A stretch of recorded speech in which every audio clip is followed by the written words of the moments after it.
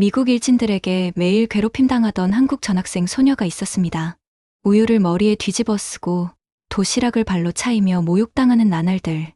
하지만 그들은 몰랐습니다. 이 조용한 동양인 소녀가 누구인지 말이죠.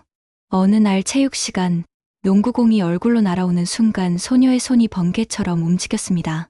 그 순간 모든 것이 바뀌기 시작했어요. 너 무술 배웠지? 정직하게 말해봐.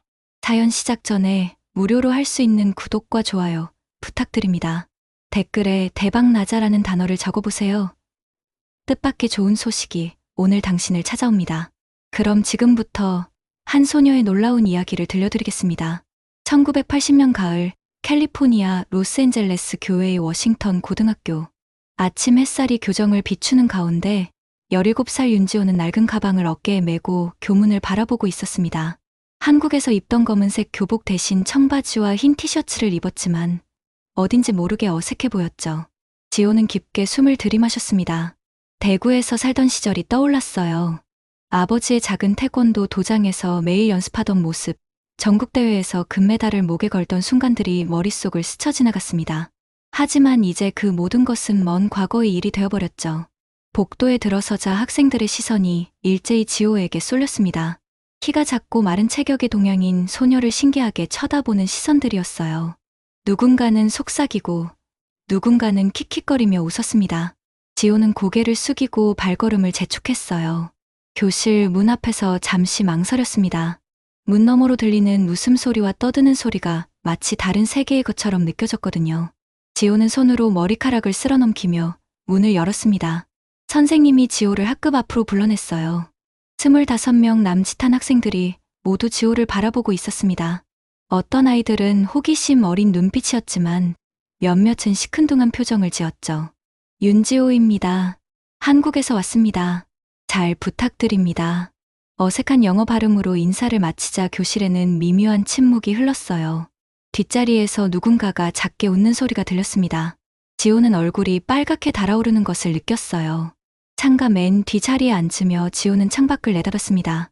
한국과는 전혀 다른 풍경이었어요. 야자수가 늘어서 있고 넓은 운동장에는 미식축구 골대가 서 있었죠. 모든 것이 낯설고 거대했습니다. 쉬는 시간이 되자 몇몇 학생들이 지호 주변으로 모여들었어요. 궁금한 것이 많은 듯 했죠. 한국 음식 매워? 태권도 할 줄 알아? 북한하고 똑같은 거야? 질문들이 쏟아졌지만 지호는 제대로 대답하지 못했습니다. 영어 실력이 부족하기도 했고 어떻게 설명해야 할지 몰랐거든요. 학생들은 금세 흥미를 잃고 제자리로 돌아갔어요. 점심시간, 지호는 혼자 구내식당 한 구석에 앉아 샌드위치를 먹고 있었습니다. 주변에서는 학생들이 무리를 지어 앉아 신나게 떠들고 있었지만 지호만 홀로 떨어져 있었어요. 마치 투명인간이 된 것 같은 기분이었죠. 그때 키가 크고 덩치가 좋은 남학생이 지호 앞으로 다가왔습니다. 뒤따라오는 친구들의 표정을 보니 좋은 의도는 아닌 것 같았어요. 조씨라는 이름의 그 학생은 지호를 위아래로 훑어봤습니다. 지호는 본능적으로 긴장했어요. 한국에 있을 때부터 이런 상황에 대한 경험이 있었거든요. 야, 중국에 아니면 일본에인가? 여기서 뭐해? 지호는 조용히 고개를 들어 조씨를 바라봤습니다. 눈빛에는 두려움보다는 차분함이 있었어요. 하지만 말하지 않았죠. 무엇을 말해도 오해받을 것 같았거든요. 말 안 해? 영어 못해? 그럼 어떻게 여기 학교 다니는 거야? 조씨의 목소리가 점점 커졌고 주변 학생들이 하나둘 쳐다보기 시작했습니다. 지호는 가방을 챙겨 자리에서 일어났어요. 더 이상 이 상황을 지속하고 싶지 않았거든요. 하지만 조씨는 지호의 길을 막아섰습니다. 친구들과 함께 지호를 둘러쌌죠. 지호는 심장이 빨리 뛰는 것을 느꼈습니다. 하지만 당황하지 않았어요. 대신 깊게 숨을 들이마시며 마음을 진정시켰죠. 그때 종이 울렸습니다. 오후 수업 시작을 알리는 종소리였어요. 조씨와 친구들은 아쉬운 듯 지호를 한 번 더 쳐다본 후 흩어졌습니다. 지호는 교실로 돌아가는 길에 화장실에 들렀어요. 거울 속 자신의 모습을 바라보며 생각했습니다. 이곳에서 살아남으려면 어떻게 해야 할까? 아버지가 항상 하던 말이 떠올랐어요. 태권도는 남을 이기기 위한 무술이 아니다. 자신을 지키고 올바른 길을 걷기 위한 정신 수양이다. 지호는 거울 속 자신에게 다짐했습니다. 포기하지 않겠다고. 이곳에서도 당당하게 살아가겠다고. 비록 지금은 외롭고 힘들지만 언젠가는 이 모든 시련이 자신을 더 강하게 만들어줄 거라고 믿었어요. 오후 수업이 시작되었고 지호는 집중해서 선생님 말씀을 들었습니다. 영어가 어려워도 포기하지 않았어요. 공책에 모르는 단어들을 적어가며 하나씩 익혀나갔죠. 하교 시간이 되자 지호는 천천히 가방을 챙겼습니다. 다른 학생들은 벌써 우르르 나가고 있었어요. 지호도 뒤따라 나가려다 창밖을 한 번 더 바라봤습니다. 내일도 모레도 이곳에서 새로운 하루를 시작해야 합니다. 쉽지 않을 거예요. 하지만 지호는 준비되어 있었습니다. 한국에서 수많은 시합을 치르며 단련된 정신력이 있었거든요. 지호는 가방을 메고 교실을 나섰습니다. 복도를 걸어가며 생각했어요. 여기서도 자신만의 자리를 찾을 수 있을 거라고. 시간이 걸리더라도 말이죠. 새 학교에 다닌 지 일주일이 지났습니다. 지호는 여전히 교실 맨 뒤 창가 자리에서 혼자 수업을 듣고 있었어요. 영어 실력이 조금씩 늘고 있었지만 다른 학생들과 자연스럽게 대화하기에는 아직 부족했죠. 점심시간이 되자 지호는 평소처럼 도시락을 들고 구내식당으로 향했습니다. 어머니가 정성스럽게 싸준 김밥과 계란말이가 들어있었어요. 다른 학생들이 먹는 햄버거나 피자와는 확실히 달랐죠. 구내식당 한편에 자리를 잡고 도시락을 펼치려던 순간 익숙한 목소리가 들려왔습니다. 야, 거기 앉으네. 중국 음식 냄새 나는데? 조씨였습니다. 지난주부터 지호를 괴롭히기 시작한 덩치 큰 남학생이었어요.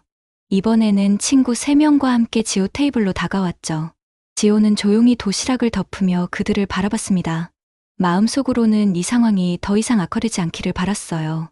하지만 조 씨의 표정을 보니 그럴 가능성은 희박해 보였죠. 뭐야? 이상한 음식 먹네? 걔 사료야? 조 씨의 친구 중 하나가 킥킥거리며 말했습니다. 주변 학생들이 하나둘 이쪽을 바라보기 시작했어요. 지호는 얼굴이 뜨거워지는 것을 느꼈습니다. 저는 한국 사람입니다. 이건 김밥이에요. 지호가 조심스럽게 말했지만 조 씨는 비웃듯 웃었습니다. 한국? 북한 말하는 거야? 여기는 미국이야. 미국 음식 먹어야지. 그러더니 조 씨는 갑자기 손을 뻗어 지호의 도시락을 바닥에 떨어뜨렸습니다. 김밥과 계란말이가 바닥에 흩어졌어요. 어머니가 새벽부터 일어나 정성스럽게 만들어준 음식들이 순식간에 망가져버렸죠. 지호는 무릎을 꿇고 바닥에 떨어진 음식들을 주워 담기 시작했습니다. 눈물이 날 것 같았지만 꾹 참았어요. 주변에서 몇몇 학생들이 안쓰러운 시선으로 바라보고 있었지만 아무도 나서지 않았죠. 어머나, 불쌍하네. 집에 가서 엄마한테 우유나 달라고 해. 조 씨가 비아냥거리며 말했습니다. 그러자 친구 중 하나가 손에 들고 있던 우유팩을 흔들어 보였어요. 아, 맞다. 우유 가져왔네. 환영식이라고 해야겠다. 순간 지호는 위험을 직감했습니다. 한국에서 태권도를 배우며 단련된 반사신경이 경고음을 울렸어요. 하지만 일어날 틈도 없었죠. 조 씨가 우유팩 뚜껑을 열었습니다. 그리고 망설임 없이 지호의 머리 위로 쏟아부었어요. 차가운 우유가 머리카락과 옷을 적셨습니다. 하얀 액체가 얼굴을 타고 흘러내렸죠. 구내식당은 순간 조용해졌습니다. 모든 학생들이 이 광경을 바라보고 있었어요. 어떤 아이들은 충격받은 표정이었고 어떤 아이들은 재미있다는 듯 웃고 있었죠. 지호는 천천히 일어났습니다. 온몸이 우유로 범벅이 된 채로요. 조 씨와 친구들은 배를 잡고 웃고 있었습니다. 마치 이것이 세상에서 가장 재미있는 일인 양 말이죠. 어떠냐? 미국식 환영식 맛이 어때? 지호는 말하지 않았습니다. 대신 조용히 조 씨를 바라봤어요. 그 시선에는 분노도 원망도 없었습니다. 다만 깊은 실망감이 스며 있었죠. 주변에서 몇몇 학생들이 수군거렸습니다. 너무 심한 거 아니야? 저 애가 뭘 잘못했다고? 하지만 대부분은 그저 구경꾼일 뿐이었어요. 누구도 지호를 도우려 하지 않았죠. 지호는 젖은 옷을 털며 자리에서 일어났습니다. 바닥에 떨어진 도시락통을 주워들고 쓰레기통에 버렸어요. 더 이상 먹을 수 없게 된 음식들이었거든요. 화장실로 향하는 지호의 뒷모습을 보며 조 씨는 만족스러운 표정을 지었습니다. 봤지? 여기서는 내가 왕이야. 동양 애들은 조용히 있어야 한다고. 화장실에서 지호는 차가운 물로 얼굴을 씻었습니다. 거울 속 자신의 모습은 처참했어요. 머리카락은 엉켜있고 셔츠는 우유 얼룩으로 얼룩져 있었죠. 하지만 지호의 눈빛은 꺾이지 않았습니다. 오히려 더 단단해진 것 같았어요. 한국에서 태권도를 배우며 겪었던 수많은 시련들이 떠올랐거든요. 처음 도장에 갔을 때 받았던 모욕들, 선배들의 괴롭힘, 그리고 그 모든 것을 극복해가며 쌓아온 정신력 말이죠. 지호는 젖은 머리를 수건으로 말리며 생각했습니다. 이것은 시작에 불과하다고. 앞으로 더 힘든 일들이 기다리고 있을지도 모른다고. 하지만 포기할 수는 없었어요. 오후 수업 시간, 지호는 여전히 우유 냄새가 나는 옷을 입고 수업을 들었습니다. 몇몇 학생들이 힐끔힐끔 쳐다봤지만 신경 쓰지 않았어요. 대신 노트에 영어 단어들을 적어가며 공부에 집중했죠. 하교길, 지호는 혼자 걸어가고 있었습니다. 다른 학생들은 무리를 지어 떠들며 집으로 향했지만 지호만 홀로였어요. 하지만 외롭지 않았습니다. 오히려 이 시간이 자신에게 꼭 필요한 시간이라고 생각했거든요. 집에 도착해서 어머니가 걱정스러운 표정으로 물었습니다. 지호야, 옷에서 이상한 냄새가 나는데 괜찮니? 지호는 밝게 웃으며 대답했어요. 괜찮아요, 엄마. 친구들이 장난쳤을 뿐이에요. 거짓말이었지만 어머니를 걱정시키고 싶지 않았거든요. 어머니는 이미 새로운 환경에서 충분히 힘들어하고 있었으니까요. 그날 밤, 지호는 일기장에 써내려갔습니다. 한국어로 쓴 일기였어요. 오늘도 힘든 하루였다. 하지만 견딜만 했다. 아버지가 말씀하신 대로 진정한 강함은 남을 이기는 것이 아니라 자신을 지키는 것이다. 나는 지켜낼 것이다. 나 자신을, 내 꿈을, 그리고 내가 소중하게 여기는 모든 것들을. 창밖으로 캘리포니아의 밤하늘이 보였습니다. 한국에서 보던 별들과는 조금 달랐지만 여전히 아름다웠어요. 지호는 그 별들을 바라보며 내일을 준비했습니다. 우유 사건이 일어난 지 사흘이 지났습니다. 지호는 여전히 조용히 학교 생활을 이어가고 있었어요. 하지만 조씨와 친구들의 괴롭힘은 점점 더 노골적이 되어갔죠. 복도에서 마주칠 때마다 어깨를 밀치거나 수업 중에 뒤에서 종이를 던지는 일이 잦아졌어요. 오늘은 체육 시간이었습니다. 지호가 가장 좋아하는 수업 중 하나였어요. 몸을 움직이는 것 자체가 즐거웠고 한국에서 태권도로 단련된 체력과 순발력을 느낄 수 있었거든요. 체육관에 들어서자 학생들은 농구를 하기 위해 두 팀으로 나뉘고 있었습니다. 지호는 마지막에 한 팀에 배정되었어요. 당연히 아무도 지호를 원하지 않았기 때문이죠. 게임이 시작되었습니다. 지호는 농구 경험이 많지 않았지만 몸이 가벼워서 빠르게 움직일 수 있었어요.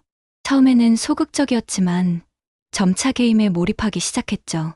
상대편에는 조씨가 있었습니다. 키도 크고 덩치도 좋아서 농구를 잘했어요. 하지만 오늘따라 유독 지호만을 노리는 것 같았죠. 지호가 공을 받아 드리블하려던 순간 조씨가 거칠게 몸을 부딪혀왔습니다. 규칙 위반이었지만 체육 선생님은 보지 못했어요. 지호는 균형을 잃고 바닥에 넘어졌죠. 미안, 못 봤네. 조씨가 가짜로 사과했지만 눈빛에는 악의가 가득했습니다. 주변 친구들도 킥킥거리며 웃고 있었어요. 지호는 말없이 일어나 먼지를 털었습니다. 무릎이 조금 까졌지만 신경 쓰지 않았어요. 대신 더욱 집중하기 시작했죠. 게임이 계속되면서 조씨의 견제는 더욱 심해졌습니다. 일부러 팔꿈치로 옆구리를 찌르거나 발을 걸어 넘어뜨리려 했어요. 다른 학생들도 이상함을 눈치챘지만 아무도 말하지 않았죠. 그때 지호에게 패스가 왔습니다. 골대와 가까운 위치였어요. 지호는 본능적으로 점프했습니다. 한국에서 태권도로 단련된 다리 근력으로 생각보다 높이 뛸 수 있었죠. 하지만 착지하는 순간 조씨가 일부러 발을 뻗었습니다. 지호는 심하게 넘어졌고 손목을 삐끗했어요. 이번에는 아프기도 했고 정말 위험한 상황이었죠. 야, 좀 조심해라. 여기서 다치면 큰일 나는 거 알지? 조씨가 비웃듯 말했습니다. 마치 지호가 잘못한 것처럼 말하고 있었어요. 그 순간 지호 안에서 무언가가 꿈틀거렸습니다. 한국에서 수년간 태권도를 수련하며 몸에 배인 무언가가 깨어나고 있었어요. 아직은 미약했지만 분명히 느껴지는 변화였죠. 게임이 재개되었고 이번에는 조씨가 공을 가지고 있었습니다. 골대를 향해 달려오면서 지호를 향해 농구공을 강하게 던졌어요. 얼굴을 겨냥한 것 같았죠. 그 순간 지호의 몸이 저절로 움직였습니다. 머리로 생각하기도 전에 손이 올라가 공을 막아냈어요. 그런데 단순히 막아낸 게 아니었죠. 첫날로 공을 쳐내자 농구공이 조씨에게 다시 튀어나갔습니다. 공은 조씨의 가슴을 정확히 맞췄어요. 생각보다 강한 충격이었는지 조 씨가 뒤로 몇 걸음 물러섰죠. 체육관은 순간 조용해졌습니다. 모든 학생들이 지호를 바라보고 있었어요. 방금 전까지 얌전하고 조용하던 동양인 소녀가 보여준 순발력과 정확성에 놀란 것 같았죠. 지호 자신도 놀랐습니다. 의식하지 않고 나온 동작이었는데 몸이 기억하고 있었던 거예요. 수년간 반복 연습했던 태권도 기본기가 무의식 중에 나온 것이었죠. 뭐야? 지금 뭔 짓을 한 거야? 조 씨가 화를 내며 다가왔습니다. 친구들도 따라왔어요. 하지만 지호는 당황하지 않았습니다. 오히려 차분했죠. 죄송합니다. 공이 얼굴로 오길래 반사적으로 막았어요. 지호의 대답은 진실했습니다. 정말로 반사적인 행동이었거든요. 하지만 조 씨는 믿지 않는 것 같았어요. 반사적이라고? 너 무술 배웠지? 정직하게 말해봐. 주변 학생들이 웅성거리기 시작했습니다. 확실히 방금 전 지호의 동작은 평범한 여학생의 것이 아니었어요.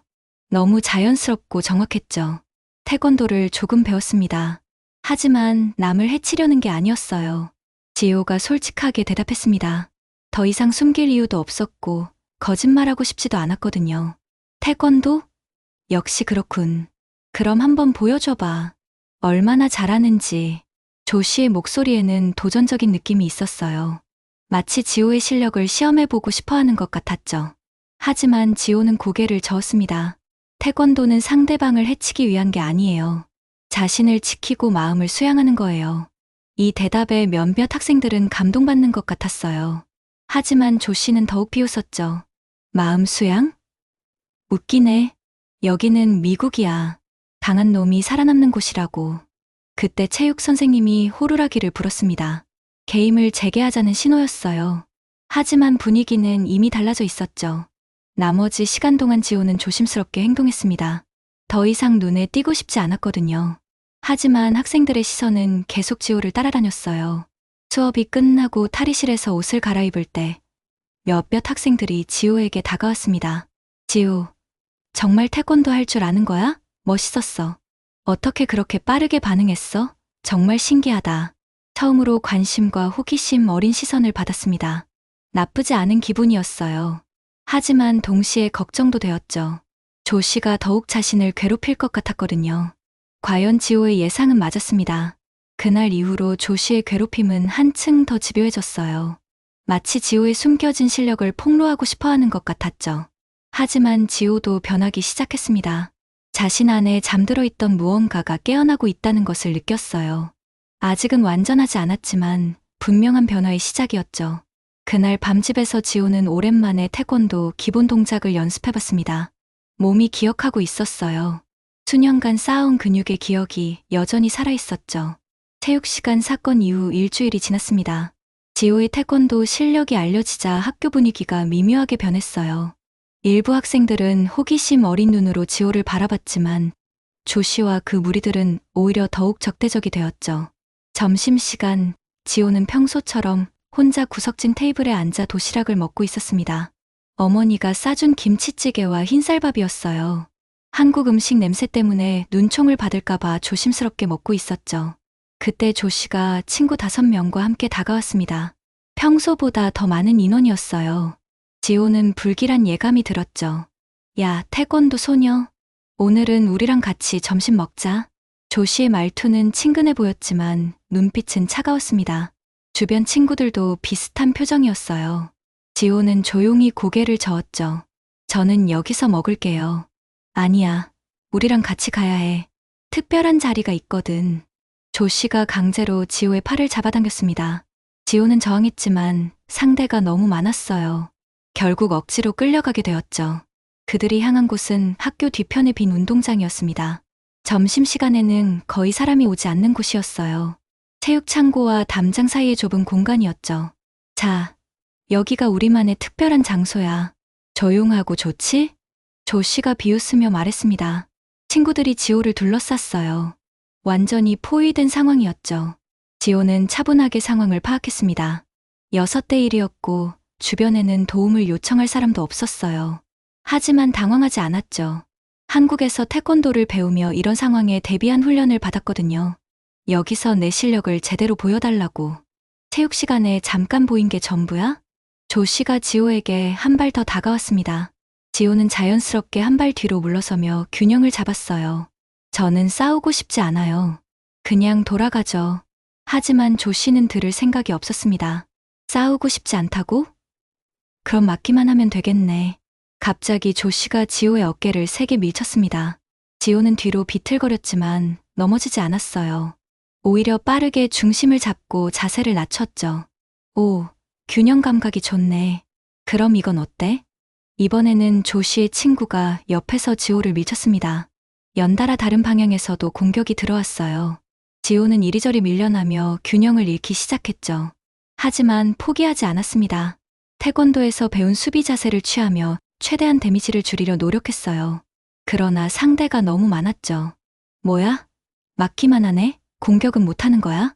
조 씨가 비웃으며 이번에는 주먹을 휘둘렀습니다. 지호는 간신히 피했지만 다른 친구의 발길질에 걸려 넘어졌어요. 바닥에 쓰러진 지호를 보며 조 씨 무리는 더욱 신이 났습니다. 태권도가 이게 전부야? 실망인데? 발길질이 날아왔습니다. 지호는 몸을 웅크리며 극소를 보호했어요. 아버지가 가르쳐준 대로 최대한 피해를 줄이려 했죠. 그때 멀리서 누군가의 목소리가 들렸습니다. 야, 거기서 뭐 하는 거야? 한국계 미국인 학생 마이클이었습니다. 3학년이었고 지호보다 2살 많았어요. 조 씨 무리는 잠시 멈췄죠. 마이클, 너는 상관없어. 그냥 가. 조 씨가 경고조로 말했지만 마이클은 다가왔습니다. 6명이 1명을 때리는 게 정당한 거라고 생각해? 마이클의 목소리에는 분노가 섞여 있었어요. 지호는 고개를 들어 그를 바라봤죠. 처음으로 자신을 도와주려는 사람을 만난 것 같았어요. 이 애가 먼저 도발했어. 우리는 그냥 가르쳐주는 거야. 조 씨가 변명했지만 설득력이 없었습니다. 마이클은 지호에게 다가가 일으켜 세워줬어요. 괜찮아? 다쳤어? 지호는 입술이 터져서 피가 나고 있었습니다. 옷도 흙투성이가 되었고 무릎도 까졌어요. 하지만 정신은 맑았죠. 괜찮아요. 고마워요. 지호가 작은 목소리로 말했습니다. 마이클은 손수건을 꺼내 지호의 입가에 묻은 피를 닦아줬어요. 너희들, 이제 그만 가라. 더 이상 이런 짓 하면 선생님한테 말할 거야. 조 씨는 마이클을 째려봤지만 더 이상 뭔가를 할 수는 없었어요. 마이클이 3학년이고 학교에서도 인정받는 학생이었거든요. 이번 한 번만이야. 다음엔 아무도 도와주지 못할걸. 협박을 남기고 조 씨 무리는 떠났습니다. 지호와 마이클만 남았죠. 정말 괜찮아? 병원에 가야 할 것 같은데? 마이클이 걱정스럽게 물었습니다. 지호는 고개를 저었어요. 이 정도는 괜찮아요. 항상 이런 일이 있었거든요. 항상? 조 씨가 계속 너를 괴롭혔다고? 지호는 조용히 고개를 끄덕였습니다. 마이클의 표정이 심각해졌어요. 내가 알았다면 더 일찍 도왔을 텐데. 미안해. 아니에요. 도와주셔서 고마워요. 마이클은 지호를 보건실로 데려갔습니다. 간호사 선생님이 상처를 소독하고 반창고를 붙여줬어요. 집에 가서 쉬어. 그리고 부모님께 말씀드려야 할 것 같은데? 지호는 고개를 저었습니다. 부모님은 걱정하실 거예요. 괜찮다고 말할게요. 마이클은 안타까운 표정을 지었어요. 자신도 이민자 가정에서 자라서 지호의 심정을 이해할 수 있었거든요. 지호, 나한테 언제든 말해. 혼자 견디지 마. 나도 처음 미국 왔을 때 비슷한 일을 겪었어. 정말요? 응, 그때는 정말 힘들었지. 하지만 시간이 지나면서 좋아졌어. 너도 그럴 거야. 마이클의 위로가 따뜻했습니다. 하지만 지호는 마음 한편으로 더 깊은 절망감을 느끼고 있었어요. 과연 시간이 해결해 줄 수 있을까 하는 의문이 들었죠. 하교 시간, 지호는 혼자 집으로 향했습니다. 몸은 아팠지만 마음이 더 아팠어요. 언제까지 이런 일들을 견뎌야 할까 하는 생각이 들었죠. 집에 도착해서 어머니가 놀랐습니다. 지호야, 얼굴에 상처가 왜 이렇게 났니? 넘어졌어요. 괜찮아요. 또 거짓말이었지만 진실을 말할 수는 없었어요. 부모님이 걱정할 것이 뻔했거든요. 그날 밤 지호는 잠들기 전에 생각했습니다. 마이클 같은 좋은 사람도 있지만 조 씨 같은 사람들은 계속 자신을 괴롭힐 거라고. 하지만 포기할 수는 없었어요. 아직 해볼 수 있는 일들이 남아 있었거든요. 마이클이 도와준 사건 이후 며칠간은 비교적 평온했습니다. 조씨 무리도 조심스러워하는 것 같았어요. 하지만 지호는 이것이 일시적일 뿐이라는 걸 알고 있었죠. 폭풍 전의 고요함 같은 느낌이었어요. 그날은 금요일이었습니다. 아버지 윤창수는 새벽 5시부터 일어나 가게 준비를 하고 있었어요. 로스앤젤레스 코리아타운 외곽에 작은 편의점을 운영하고 있었죠. 한국에서 가져온 라면과 김치, 그리고 미국인들도 좋아하는 과자류를 팔고 있었어요. 지호야, 학교 잘 다녀와라. 오늘은 늦게 들어갈 것 같으니 집에서 숙제 먼저 하고 있어. 아버지의 목소리에는 피로가 묻어 있었습니다. 매일 새벽부터 밤늦게까지 일하느라 지쳐 있었어요. 지호는 마음이 아팠죠. 자신 때문에 가족이 이런 고생을 하고 있다는 생각이 들었거든요. 네, 아빠, 조심해서 다녀오세요. 지호는 평소처럼 학교로 향했습니다. 오늘만큼은 평범한 하루이길 바라며 말이죠. 하지만 오후 수업이 끝나고 집으로 돌아오는 길, 지호는 이상한 광경을 목격했습니다. 아버지의 가게 앞에 경찰차가 서 있었어요. 그리고 가게 유리창이 깨져 있었죠. 지호는 뛰어갔습니다. 가게 안은 엉망진창이었어요. 진열장이 넘어져 있고 상품들이 바닥에 흩어져 있었죠. 벽에는 빨간 페인트로 거친 낙서가 적혀 있었어요. 한국인들은 돌아가라. 여기는 너희 땅이 아니다. 아버지는 경찰관과 이야기하고 있었습니다. 얼굴에는 깊은 절망감이 드러나 있었어요. 아빠, 지호가 달려가자 아버지는 놀란 표정을 지었습니다. 지호야, 왜 이렇게 일찍 왔니? 집에 있으라고 했잖아. 가게가 어떻게 된 거예요? 지호가 물었지만 아버지는 대답하지 않았어요. 대신 경찰관이 말했죠. 어젯밤에 누군가 가게를 부쉈습니다. 아마 장난치는 애들인 것 같아요. 장난이라고요? 이게 장난이에요? 지호의 목소리가 떨렸습니다. 분노와 절망감이 한꺼번에 밀려왔어요. 경찰관은 무관심한 표정을 지었습니다. 이런 일들이 종종 있어요. 보고서는 작성하겠지만 범인을 찾기는 어려울 거예요. 그 말을 들은 아버지의 어깨가 축 처졌습니다. 10년간 모은 돈으로 간신히 연 가게가 하루아침에 망가져 버렸어요. 경찰이 떠나고 나서 아버지와 지호는 둘만 남았습니다. 아버지는 무릎을 꿇고 흩어진 상품들을 주워 담기 시작했어요. 아빠, 제가 도와드릴게요. 지호도 함께 정리하기 시작했습니다. 깨진 유리 조각 사이에서 부서진 라면 봉지들과 찌그러진 캔들을 주워 담았어요. 어머니가 정성스럽게 포장해서 보낸 김치도 바닥에 쏟아져 있었죠. 왜 우리한테 이런 일이 생기는 걸까? 아버지가 중얼거렸습니다. 지호는 처음으로 아버지의 이런 모습을 봤어요. 항상 강하고 든든했던 아버지가 무너져 내리는 것 같았죠. 한국에 있을 때도 쉽지 않았지만 여기서는 더 힘들구나. 아무리 열심히 살아도 우리를 받아주지 않는 것 같아. 아버지의 목소리에는 깊은 좌절감이 묻어 있었습니다. 지호의 가슴이 찢어지는 것 같았어요. 아빠, 괜찮아질 거예요. 우리가 다시 일으켜 세우면 돼요. 지호가 위로했지만 자신도 확신이 서지 않았습니다. 과연 정말 괜찮아질까 하는 의문이 들었어요. 그때 어머니가 도착했습니다. 가게에 참상을 본 어머니는 주저앉아 울기 시작했어요. 왜 우리만 이런 일을 당하는 거야? 우리가 누구한테 피해를 준 적이 있어? 가족 3명이 부서진 가게 안에서 서로를 바라봤습니다. 그 누구도 답을 할 수 없었어요. 그날 밤, 지호는 잠들지 못하고 뒤척였습니다. 학교에서 당하는 괴롭힘도 힘들었지만 가족이 겪는 고통을 보는 것은 더 참기 어려웠어요. 창밖으로 캘리포니아의 밤거리가 보였습니다. 네온사인이 화려하게 빛나고 자유로워 보이는 거리였어요. 하지만 지호에게는 차갑고 적대적으로 느껴졌죠. 문득 한국이 그리워졌습니다. 대구의 작은 태권도 도장에서 땀을 흘리며 연습하던 시절이 말이죠. 그때는 비록 가난했지만 행복했어요. 적어도 자신을 받아주는 사람들이 있었거든요. 지호는 일기장을 꺼내 썼습니다. 오늘 우리 가게가 부서졌다. 아빠와 엄마가 우는 모습을 처음 봤다. 내가 뭘 할 수 있을까? 이렇게 무력한 내가 싫다. 하지만 포기할 수는 없다. 우리 가족을 지켜야 한다. 다음 날 토요일, 가족은 함께 가게를 정리했습니다. 깨진 유리창을 새로 끼우고 부서진 진열장을 치웠어요. 다행히 보험이 일부 커버해줘서 완전한 손실은 면할 수 있었죠. 하지만 정신적 상처는 쉽게 아물지 않았습니다. 아버지는 예전처럼 활기찬 모습을 보이지 못했어요. 어머니도 늘 불안해하며 창밖을 살폈죠. 지호는 그날 오후 혼자 근처 공원에 나갔습니다. 맑은 공기를 마시며 생각을 정리하고 싶었어요. 공원에서 태권도 기본 동작을 연습해봤습니다. 아무도 보지 않는 곳에서 조용히 품새를 해봤어요. 몸이 기억하고 있었습니다. 수년간 반복했던 동작들이 자연스럽게 나왔죠. 연습하는 동안 마음이 조금씩 차분해졌습니다. 태권도를 할 때만큼은 모든 걱정을 잊을 수 있었어요. 그리고 다시 한번 다짐했죠. 더 이상 당하고만 있지 않겠다고. 가족을 지키고 자신을 지키겠다고. 그러기 위해서는 더 강해져야 한다고. 해가 지고 집으로 돌아가는 길에 지호는 결심을 굳혔습니다. 이제는 정말로 행동할 때가 온 것 같았어요. 더 이상 피해자로 살 수는 없었죠.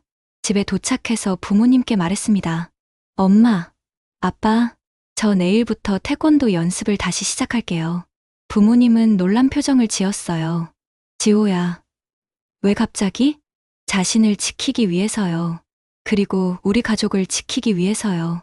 지호의 눈빛에는 전에 없던 결의가 서려 있었습니다. 부모님도 그것을 느꼈어요. 그날 밤 지호는 한국에서 가져온 도복을 꺼내 입어봤습니다. 조금 작아졌지만 여전히 몸에 맞았어요. 거울 속 자신의 모습을 보며 다시 한번 다짐했죠. 이제 진짜 시작이다. 가게 습격 사건 이후 지호는 완전히 달라졌습니다. 더 이상 소극적이고 조용한 소녀가 아니었어요. 매일 밤 늦게까지 혼자 연습하기 시작했죠. 월요일 새벽 5시, 지호는 조용히 집을 나섰습니다. 부모님이 주무시는 사이에 근처 공원으로 향했어요. 한국에서 가져온 낡은 도복을 입고 맨발로 차가운 잔디밭에 섰죠. 깊게 숨을 들이마시며 기본 자세를 취했습니다. 한국에서 아버지에게 배웠던 그 자세였어요. 발을 어깨 너비로 벌리고 허리를 곧게 세우고 시선을 정면으로 향했죠. 첫 번째 품새를 시작했습니다. 태극 1장이었어요. 천천히 정확하게 동작을 반복했습니다. 처음에는 몸이 굳어 있었지만 점차 유연해졌어요. 손날치기, 앞차기, 돌려차기, 하나하나 동작을 점검하며 연습했습니다. 한국에 있을 때보다 더 집중해서 말이죠. 이제는 단순한 운동이 아니라 생존을 위한 준비였거든요. 1시간 동안 연습한 후 집으로 돌아왔습니다. 부모님은 아직 주무고 계셨어요. 지호는 조용히 샤워하고 학교 갈 준비를 했죠. 학교에서도 변화가 느껴졌습니다. 걸음걸이가 더 당당해졌고 시선도 흔들리지 않았어요. 조씨와 마주쳐도 고개를 숙이지 않았죠. 점심시간 조씨가 또다시 지호에게 다가왔습니다. 이번에는 친구 2명만 데리고 왔어요. 야, 태권도 소녀. 요즘 기분이 좋아 보이네? 지호는 조용히 조씨를 바라봤습니다. 예전처럼 두렵지 않았어요. 오히려 차분했죠. 네, 기분 좋습니다. 단순한 대답이었지만 조씨는 뭔가 다름을 느꼈습니다. 지호의 눈빛이 예전과 달랐거든요. 뭐가 그렇게 좋아? 혹시 우리 때문에 무서워서 전학갈 준비하는 거야? 아니에요. 전학 갈 생각 없습니다. 여기서 계속 공부할 거예요. 지호의 대답은 확고했습니다. 조씨는 약간 당황한 것 같았어요. 그래? 그럼 좋네. 앞으로도 재미있을 것 같은데? 조씨가 위협조로 말했지만 지호는 흔들리지 않았습니다. 네, 재미있을 거예요. 그날 저녁 지호는 학교 체육관에 혼자 남았습니다. 청소부 아저씨에게 부탁해서 조금 더 있게 해달라고 했어요.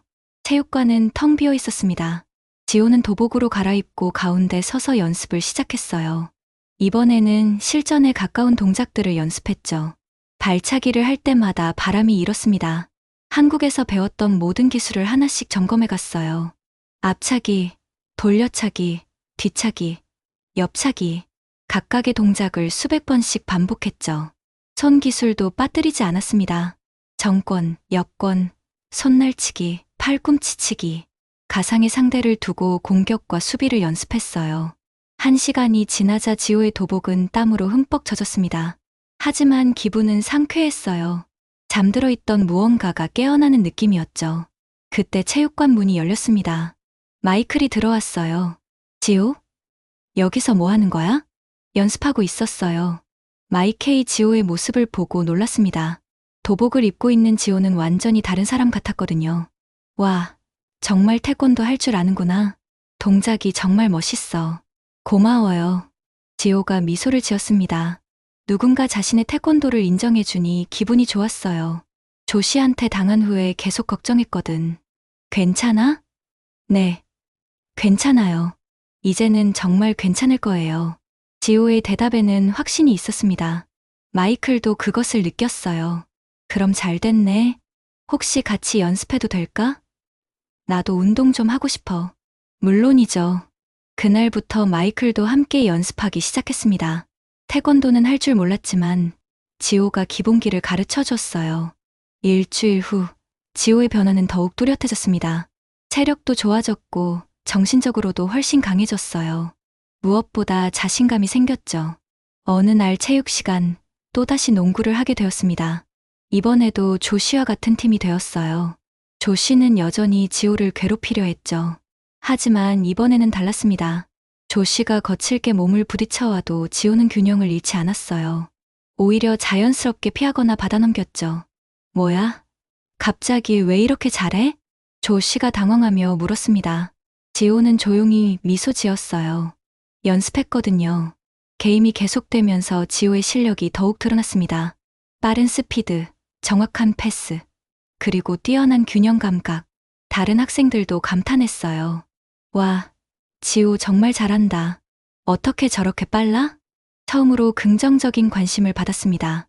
지호는 기분이 좋았어요. 하지만 교만하지 않았죠. 아버지가 가르쳐준 겸손함을 잊지 않았거든요. 수업이 끝나고 탈의실에서 몇몇 학생들이 지호에게 다가왔습니다. 지호, 어떻게 그렇게 잘해? 정말 신기해. 태권도를 배웠어요. 균형 감각이나 순발력 같은 것들이 도움이 되는 것 같아요. 태권도? 정말. 한번 보여줄 수 있어? 지호는 잠시 망설였습니다. 하지만 이제는 숨길 이유가 없다고 생각했어요. 간단한 동작 정도는 보여줄 수 있어요. 지호는 기본 자세를 취하고 몇 가지 동작을 보여줬습니다. 앞차기, 돌려차기, 손날치기. 정확하고 아름다운 동작이었어요. 학생들은 감탄했습니다. 심지어 조씨의 친구들도 신기하게 바라봤어요. 정말 멋있다. 나도 배우고 싶어. 언제부터 배웠어? 지호는 자신의 이야기를 들려줬습니다. 한국에서 어릴 때부터 배웠다는 것, 아버지가 태권도 사범이었다는 것, 그리고 전국대회에서 입상한 경험이 있다는 것까지 말이죠. 학생들은 더욱 놀랐습니다. 조용하고 얌전해 보이던 동양인 소녀가 실제로는 무술 실력자였다는 걸 알게 된 것이죠. 그날 이후 학교 분위기가 조금씩 바뀌었습니다. 학생들이 지호를 보는 시선이 달라졌어요. 호기심과 존경이 섞인 시선이었죠. 조씨도 예전처럼 노골적으로 괴롭히지는 않았습니다. 하지만 완전히 포기한 것은 아니었어요. 기회를 노리고 있는 것 같았죠. 지호는 알고 있었습니다. 진짜 시험은 아직 오지 않았다는 것을. 하지만 이제는 준비가 되어 있었어요. 무엇이 와도 이겨낼 자신이 있었죠. 그날 밤에도 지호는 연습했습니다. 더 이상 피해자가 아닌 당당한 자신만의 길을 걸어가기 위해서 말이죠. 지호가 본격적으로 태권도 연습을 재개한 지 한 달이 지났습니다. 학교에서는 매년 열리는 체육대회가 다가오고 있었어요. 모든 학생들이 참가해야 하는 큰 행사였죠.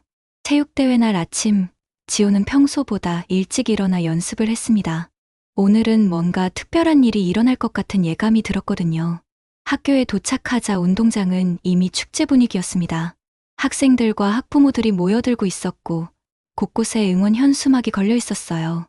지호는 자신이 속한 청팀 천막으로 향했습니다. 마이클도 같은 팀이었어요. 지호, 오늘 기분 어때?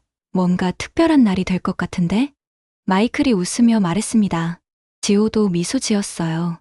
네, 저도 그런 느낌이 들어요. 첫 번째 경기는 계주였습니다. 지호는 앵커를 맡았어요.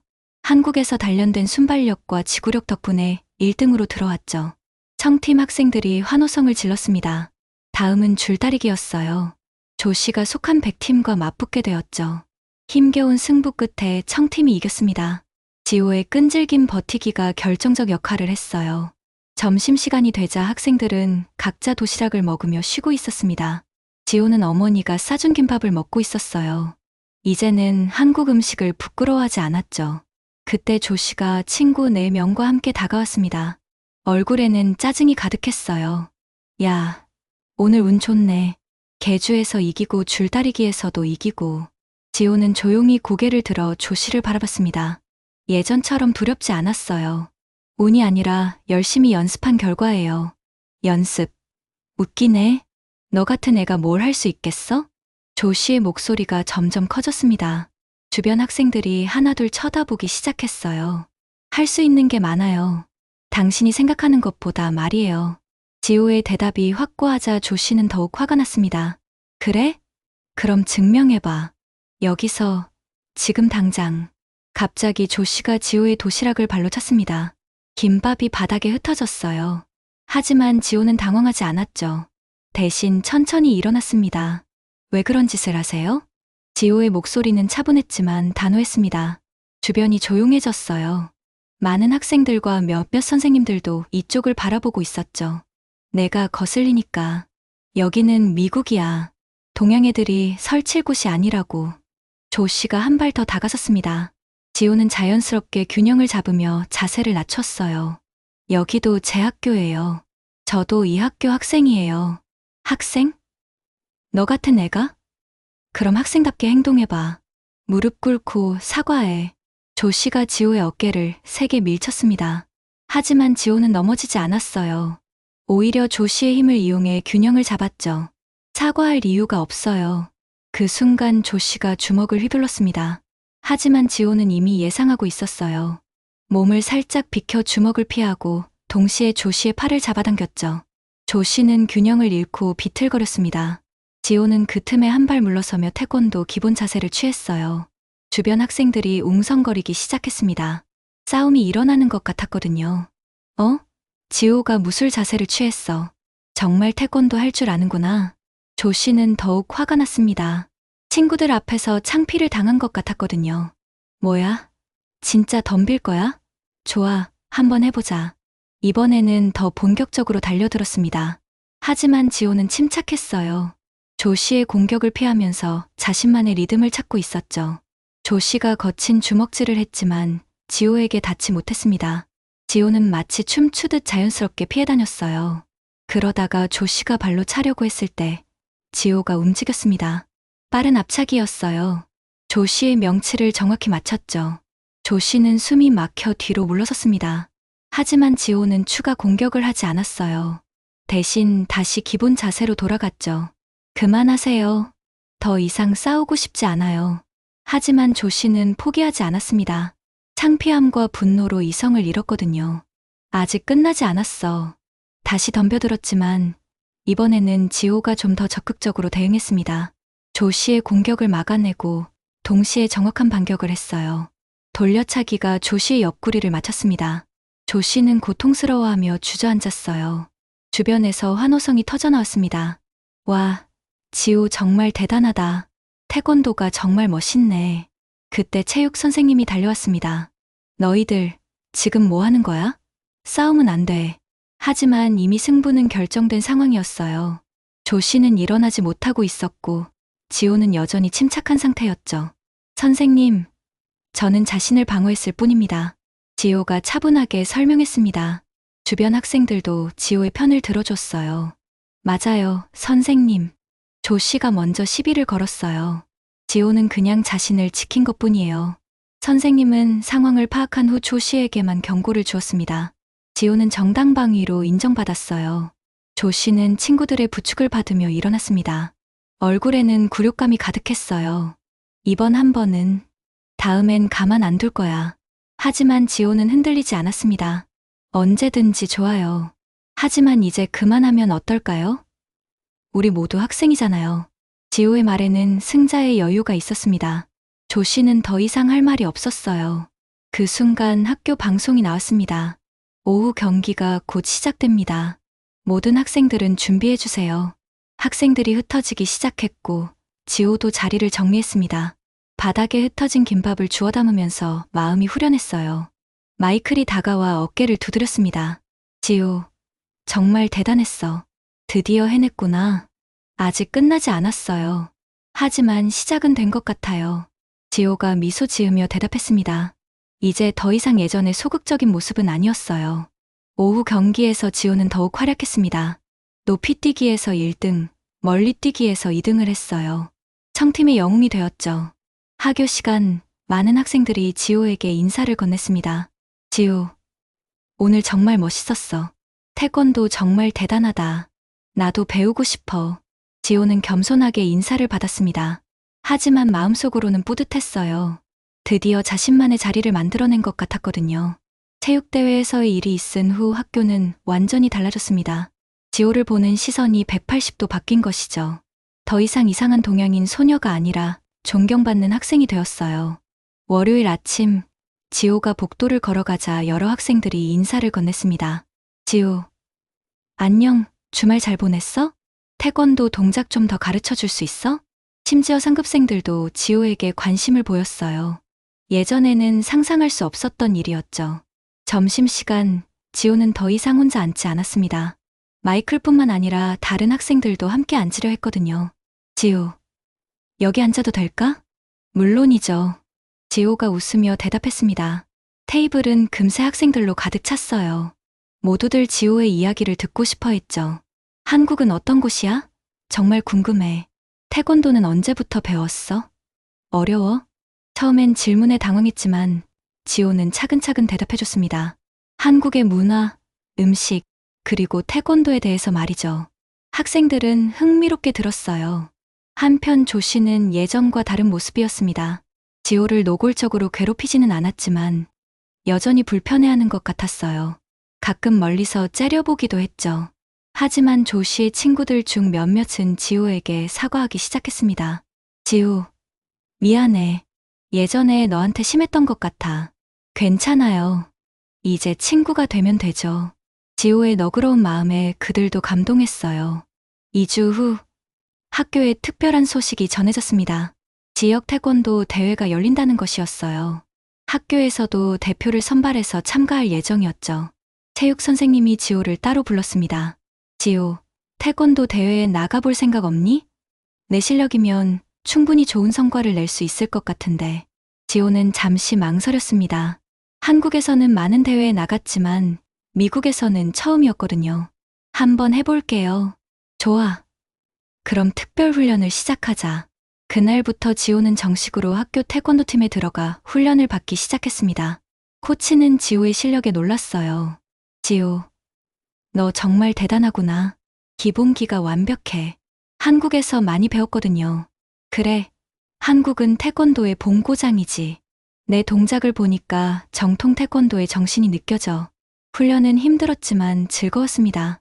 오랜만에 제대로 된 지도를 받으며 실력을 키울 수 있었거든요. 대회 날이 다가왔습니다. 지호의 부모님도 응원하러 오겠다고 했어요. 오랜만에 딸의 태권도 실력을 볼 수 있다며 기뻐했죠. 아빠, 너무 기대하지 마세요. 실수할 수도 있어요. 지호야, 결과는 중요하지 않다. 내가 최선을 다하는 모습만 봐도 아빠는 자랑스럽단다. 아버지의 말에 지호는 마음이 따뜻해졌어요. 대회 당일 체육관에는 많은 사람들이 모여 있었습니다. 지호는 긴장되면서도 설렜어요. 한국에서 느꼈던 그 감정이 다시 살아나고 있었죠. 마이클과 몇몇 친구들도 응원하러 왔습니다. 심지어 조씨의 친구 중 몇 명도 있었어요. 지호, 파이팅. 우리가 응원할게. 고마워요. 열심히 할게요. 경기가 시작되었습니다. 지호는 첫 경기부터 압도적인 실력을 보여줬어요. 정확한 기술, 빠른 스피드, 그리고 흔들리지 않는 정신력까지 모든 것이 완벽했죠. 준결승에서도 승리했습니다. 이제 결승만 남았어요. 상대는 이 지역에서 유명한 선수였지만 지호는 자신감이 있었어요. 결승전이 시작되었습니다. 상대도 만만치 않았어요. 하지만 지호는 한국에서 배운 모든 기술을 총동원했죠. 경기는 박빙이었습니다. 하지만 마지막 순간 지호의 완벽한 돌려차기가 결정타가 되었어요. 금메달이었습니다. 관중석에서 환호성이 터져나왔습니다. 부모님은 눈물을 흘리며 박수를 쳤고 친구들은 일어나서 소리를 질렀어요. 시상대에 오르며 지호는 감개무량했습니다. 한국에서 미국으로 와서 겪었던 모든 시련들이 떠올랐어요. 괴롭힘 당하던 시절, 가게가 부서졌던 밤, 그리고 다시 일어서기로 결심했던 순간들까지 말이죠.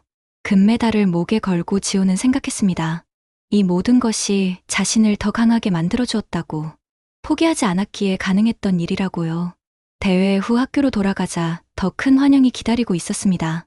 교장 선생님부터 시작해서 모든 선생님들이 축하해 주셨어요. 지호, 정말 자랑스럽다. 우리 학교의 영광이야. 학생들의 반응도 뜨거웠습니다.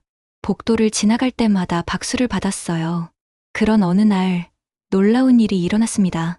조 씨가 지호에게 다가온 것이었어요. 하지만 이번에는 적대적인 표정이 아니었죠.